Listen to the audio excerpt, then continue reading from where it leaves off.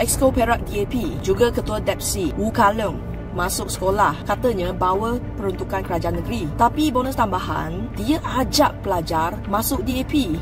所以说希望大家可以在未来觉得我们做不好的就进来加入我们，取代我们觉得我们做得好的就跟我们并肩作战。 Sejak bila sekolah dah jadi cawangan baru DAP? Atau ni strategi baru guna duit rakyat, peruntukan kerajaan, cari ahli parti? Dulu masa pembangkang, lantang jerit jangan politikan sekolah, jangan guna dana kerajaan untuk parti. Tapi sekarang, sendiri masuk sekolah, guna nama peruntukan kerajaan, cari ahli parti. Lidah mereka ni memang boleh bengkok ikut jawatan ke? Sekolah tempat anak muda belajar, bukan tempat tanam ideologi parti DAP. Daripada memikir macam mana nak rekrut ahli parti baru di sekolah, lebih baik kerajaan fikir macam mana nak tingkatkan keselamatan pelajar. Peruntukan kerajaan tu bukan duit DAP, itu duit rakyat, duit kita semua. Nak bagi peruntukan kerajaan boleh, tapi jangan selit propaganda parti. Hari ini bawa peruntukan kerajaan masuk sekolah, cari member baru.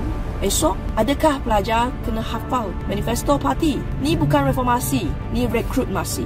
Dan yang paling jijik, semua ni dibuat atas nama peruntukan kerajaan kepada rakyat. Ibu bapa di luar sana bimbang ke dengan fenomena ni?